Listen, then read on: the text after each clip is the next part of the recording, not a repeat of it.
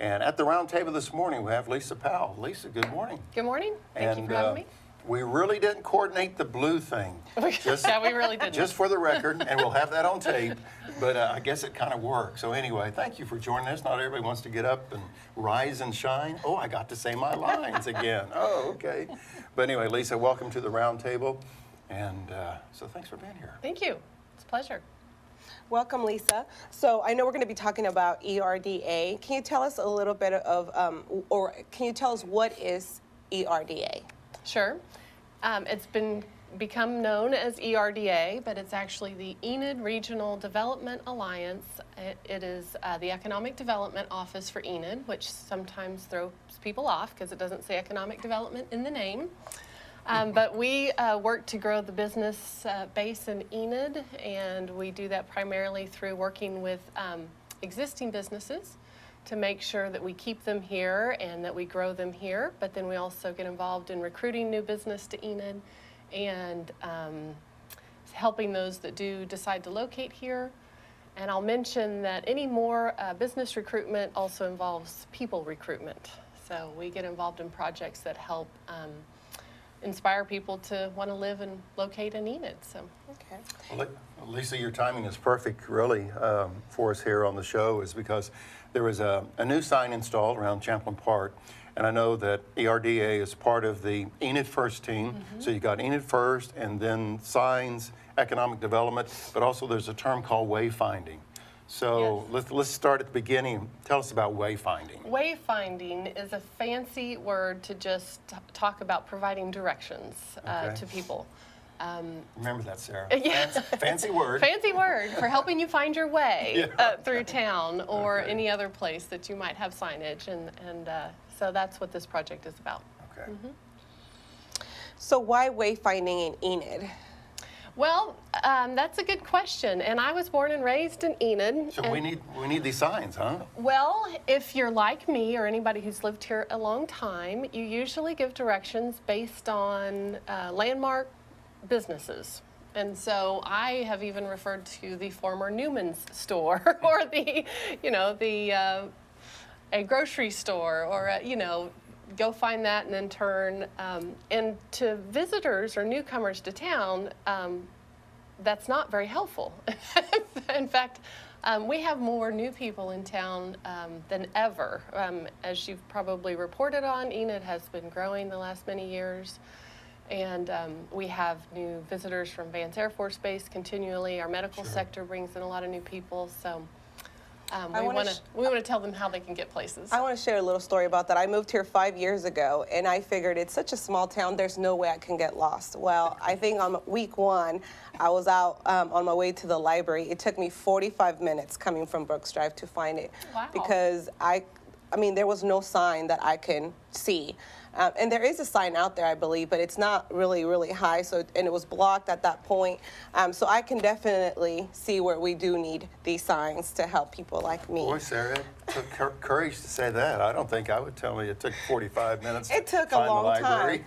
I was like, what is going on? I was new. It wouldn't happen again. But I will say, when I did ask for directions, people weren't very... They didn't really give me street names. It was difficult to describe. So it was a little describe. difficult, yes. Yes. Well, we take it for granted, I think, for those of us who've been here a while. Well, okay, fancy name for sign or signage, wayfinding. This week, the City of Enid, the Technical Services Group staff installed a big directional sign, I guess you could call it, at Champlain Park, which is on the south side of Garriott, west of 81, and it's been on Facebook. There's been a lot of conversation about it. So that was the kind of the first sign to be put in place. Are there other first signs? Absolutely. The program in total has close to 100 signs that will be across the community from border to border, north, south, east, and west. It'll be a phased installation and over a couple of years. And so that was just the first one, from there you will see the first phase will focus on our highways, and those are the largest signs, and so they will start along Highway 412, and then you'll see along Highway 81, and from there they'll permeate through the rest of the community. So. Okay. So what's next? What's next? Yes. In the way of signage? Yes, you talked a little bit about phase one. Yes. What would you say your phase two would be? Okay. Well, I think in addition to just the obvious signage on the highways to direct people to our attractions and locations and place retailers and dining off of our highways, I think an exciting phase is what we will see downtown, which will be pedestrian signage. We will, at the David Allen Memorial Ballpark, you will have a kiosk, a large kiosk that you can walk up to, and it will have a map of downtown and a directory of businesses there that are all in walking distance. And then throughout downtown, you will have continuing kiosks, not of the size that you would see at David Allen, but that you can, so anybody downtown can identify the places they want to go and know how to get there while they're walking. So I realize, Lisa, that we really should have our eyes on the road and not really looking at signs so much as we're driving down the road, especially at 45 miles per hour or 35 miles per hour. But the other day I was driving east on 412, and it was amazing. I was doing both, left eye on the road, the right eye on the signs on the side of the road, and it was amazing just the number of signs that have probably been there since the land run. But some of these signs that are leaning, but they have been in place, they're faded, you really can't read them anymore. And they've been there forever, but I never did notice them because I'm driving. Right. And I'm sure we would say at an intersection, I go, I didn't remember that sign being there. Well, because we're paying attention to the road before us. So we're adding new signs. To me, that says, well, okay, we're adding more clutter perhaps. So what about the old signs? The ones that are maybe faded, or maybe a sign that doesn't really relate to an area anymore? What's the plan for that? right. Well, now that everyone will become aware of signage, like we have been over the past couple of years working on this project, you will see dozens and dozens of signs that you've never noticed before. And one of the reasons you've never noticed them is because they are probably not appropriately sized for the road and the speed limit on those roads. So, for instance, the highways, especially 412, that has speeds anywhere from 40 up to 65 miles per hour.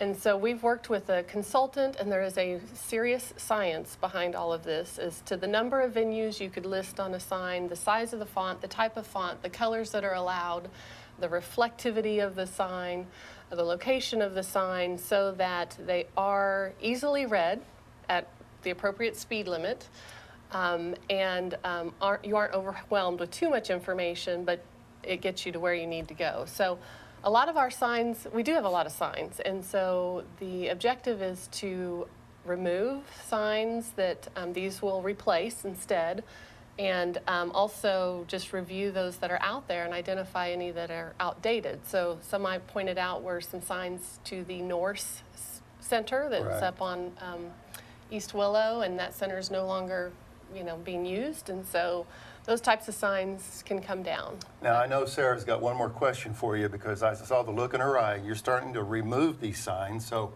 Sarah? So what happens to these signs? Yeah. Well, on the chance that somebody might have a sentimental what are you doing with attachment my to a sign, the other night at City Council, I mentioned the historic downtown Enid sign. It's faded and crooked and too small to read. We will not be disposing of any signs right away that we take down. We will be saving those. Some of them may be more appropriate to be placed someplace where they're more visible, and so we'll look at ways to do that. Yeah. One of the topics this week, Lisa, was kind of the explanation of varsity district Okay. and things of that. Explain what that is all about, and where does the terminology come from? So Enid will be divided initially into 3 districts: Varsity District, Downtown District, and West Garriott District. And that was recommended because when you're trying to provide directions to such a large area, it helps to break it up into large chunks. The Varsity District was named that because varsity refers to a former men's club out at Phillips University. Okay. And the shopping center out there is referred to as Varsity Square. So that district will include both of our college and university out there, as well as the shopping area. Very good. Okay. Well, fancy word, wayfinding. Remember that, Sarah? Yes. Fancy. I'll be using it. Right. All right. Lisa, our time is up this morning. Thank you for joining us at the round table.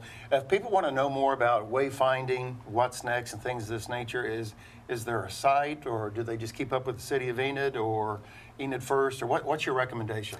They can contact the Or Enid ERDA, or- ERDA. okay. Any of our organizations with Main Street or Chamber or City would have information as well. And you so. see the number on the screen this morning, so.